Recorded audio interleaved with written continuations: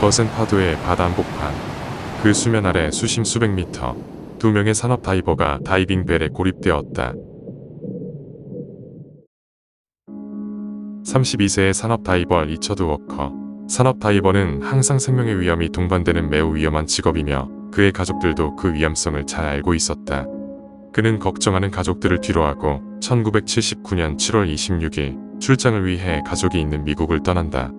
여느 때와 같이 산업 다이빙을 위한 출장이었고 도착지는 스코틀랜드였다. 스코틀랜드의 동쪽이자 노르웨이의 서쪽 바다인 북해에는 티슬이라 불리는 대규모 유전이 존재한다. 때문에 이곳에서 많은 시추 작업이 행해지며 시추에 필요한 수중 구조물을 설치하거나 수리하는 등의 수중 작업을 위해 많은 수의 산업 잠수 또한 행해지는 곳이다. 리처드 또한 수중 구조물 설치를 위해 이곳에 왔으며 다이빙 배를 운반하고 수중 작업을 지원해주는 와일드 레이크 잠수 지원 선박에 탑승한다. 와일드 레이크호는 스코틀랜드의 에버딘을 떠나 500km를 항해한 후 티슬 유정 플랫폼 근처에 도착한다. 이들의 작업 목표는 SLAM을 설치하는 것이었다. SLAM이란 유정에서 채취한 석유를 해상 설비로 올려주는 라이저와 해상의 부표로 구성되어 있으며 해상에서 유조선을 묶어놓는 것과 동시에 석유를 적재하는 용도로 사용되는 장치다. 이것은 유조선이 해당 지점 주변에서 자유롭게 움직일 수 있도록 만들어서 석유를 적재하는 동안 파도와 바람에 의해 선박에 가해지는 힘을 최소화시켜준다. 이때 이 설치 작업은 신규 설치가 아닌 재설치 작업이었다. 1978년 10월경에 해당 부표가 부분적으로 분리되는 문제가 발생해서 폭발물을 통해 빼낸 후 지상에서 수리를 시작했는데 이 과정에서 폭발물이 그 밑에 라이저까지 손상시켰고 1979년 4월경에 라이저 또한 지상으로 옮겨 수리했다. 3개월이 지나 지상에서 부표와 라이저의 수리가 완료되고 리처드와 그의 동료들이 재설치 작업을 하는 것이었다. 그들은 부표를 먼저 설치한 후 수심 160m로 내려가 라이저 설치를 위해 베이스 부분에서 장기간 작업을 할 계획이었다. 이때 100m보다 깊은 수심에서 장시간 잠수하며 작업하는 것을 포화 잠수라고 한다. 다이버가 이러한 포화 잠수를 하기 위해서는 몇 가지 절차를 수행해야 한다. 먼저 다이빙 벨에 탑승해서 작업 현장까지 내려간다. 이때 벨 내부에 기체를 주입해서 벨 내부의 기압과 현장의 기압이 같아지면 다이버들은 벨을 나와 작업을 시작한다. 작업이 끝나면 다시 수면으로 상승해서 천천히 감압을 하며 주변압을 대기압과 동일하게 맞춰야 한다. 이때 천천히 가압과 감압을 하는 이유는 급격한 주변압의 변화가 신체에 매우 치명적인 영향을 미치기 때문이다. 리처드가 작업하는 수심 160m의 압력에 적응한 다이버가 다시 대기압에 적응할 수 있을 때까지 감압을 하려면 감압 챔버에서 서서히 낮은 기압에 적응하며 총 5일을 보내야 한다. 하지만 이번 작업은 작업 기간이 28일로 큰 규모의 작업이었고 수심 160m에서 28일 동안 작업하는 것은 불가능하므로 해상과 해저를 여러 번 왕복하면서 작업을 해야 했는데 해상으로 올라올 때마다 5일씩이나 감압을 하는 것은 매우 비효율적이었다. 때문에 다이버는 작업 현장의 압력과 동일한 압력의 압력 챔버에서 28일 동안 생활하면서 해상과 현장을 왕복하며 작업했다. 이렇게 하면 다이버가 생활하는 환경은 항상 160m의 고압 환경에 맞춰져 있는 것이므로 해상으로 올라올 때마다 따로 감압을 할 필요가 없었다. 리처드가 탑승해 있던 와일드 레이크호는 심해 포화 잠수 지원선으로 앞서 말한 정교한 포화 시스템이 모두 설치되어 있었다. 리처드가 스코틀랜드에 도착한 지 3일 후인 7월 29일 그는 본격적인 작업에 앞서 와일드 레이크호의 압력 챔버에 들어간다. 이 작업에 투입되는 다이버는 리처드를 포함해서 총 6명으로 이들은 앞으로 28일 동안 압력 챔버에서 함께 생활할 동료들이었다. 이때 작업은 2인 1조로 3개의 팀으로 나눈 후 교대로 물에 들어가며 작업을 진행했다. 한 개조가 다이빙 벨을 통해 바다 밑으로 내려가 작업을 시작하면 나머지는 압력 챔버에서 휴식을 취하는 방식으로 진행될 계획이었다. 이들이 앞으로 수중에서 진행할 작업은 매우 위험하고 힘들지만 이 비좁은 곳에서의 생활 또한 극도로 힘들었다.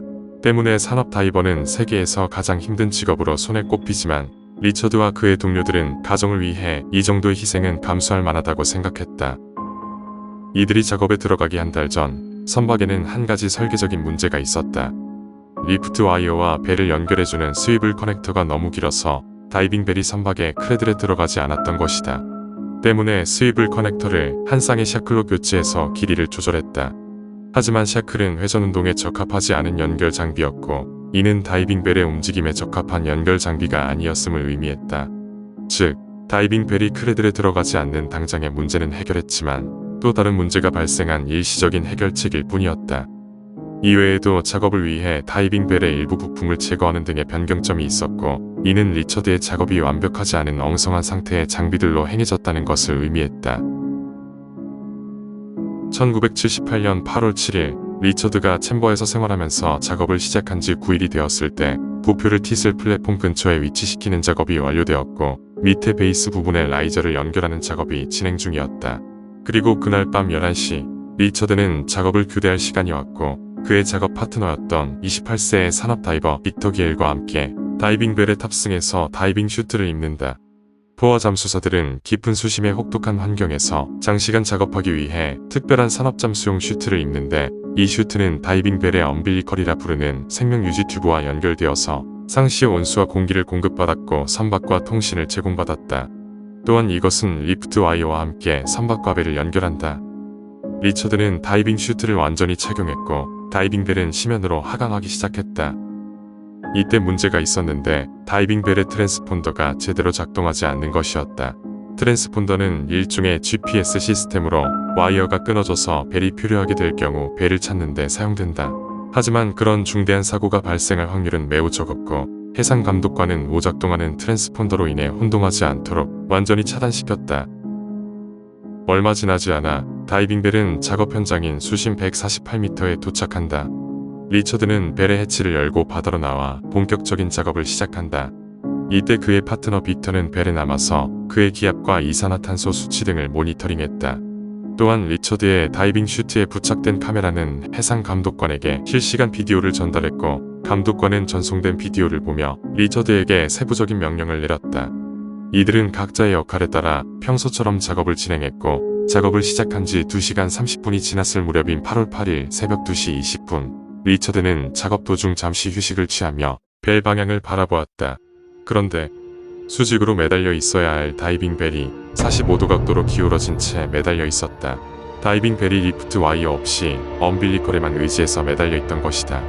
자세히 보니 이 리프트 와이어가 중간에 끊어진 것이 아닌 벨과 와이어의 연결 장치인 얼마 전 교체했던 샤클이 끊어진 것이었다.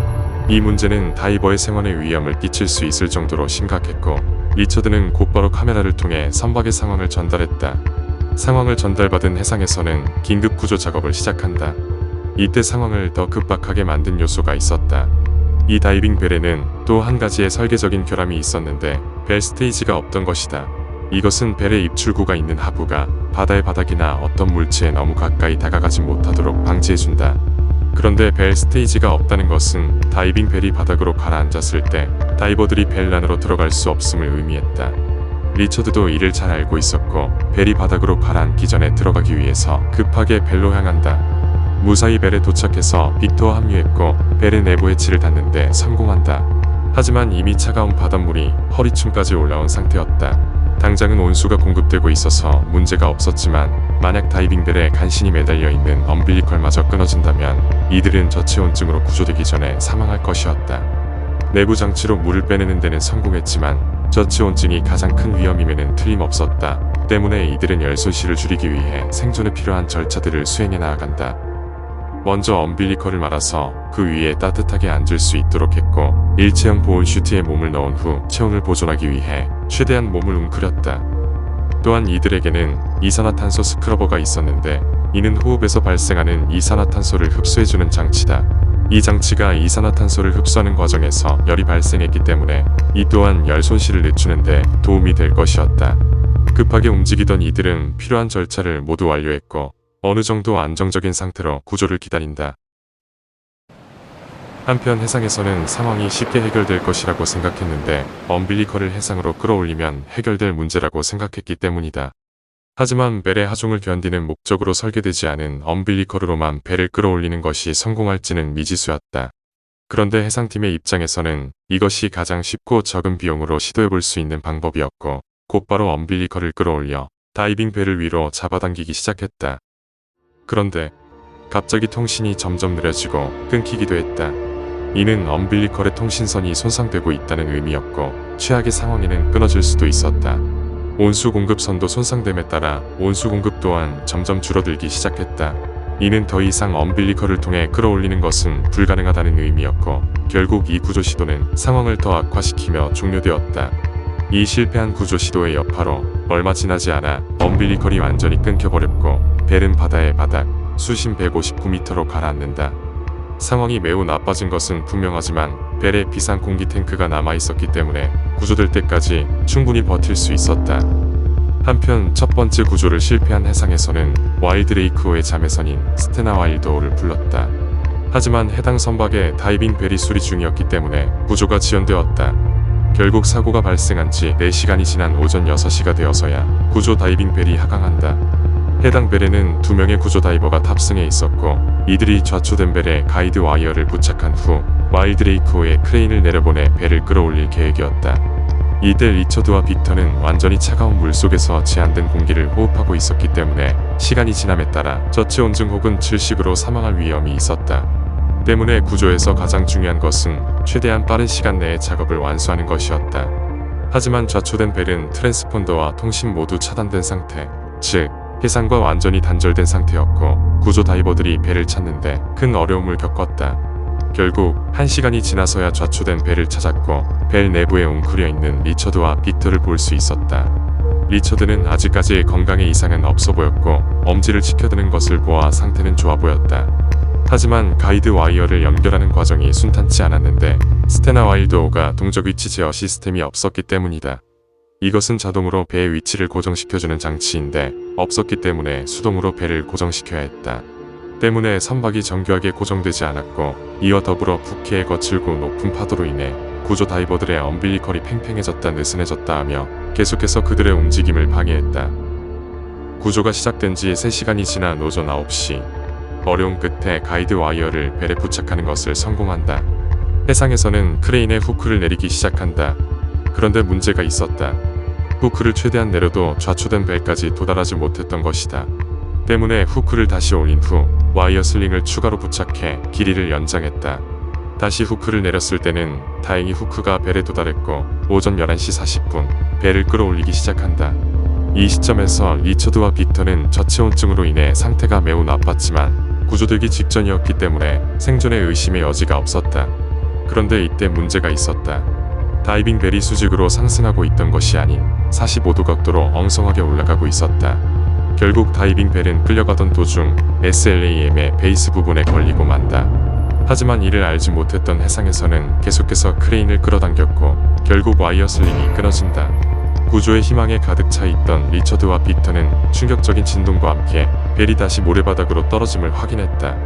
이때 이들은 저체온증으로 죽음이 코앞까지 와 있었다. 한편 해상에서는 와이어가 끊어진지 모른 채 계속해서 끌어당겼고 오후 12시 20분 아무것도 걸리지 않은 후크가 물 밖으로 나왔을 때야 일이 잘못됨을 알아챘다. 결국 구조 다이버들이 다시 내려갔고 오후 2시가 돼서야 좌초된 벨을 확인한다.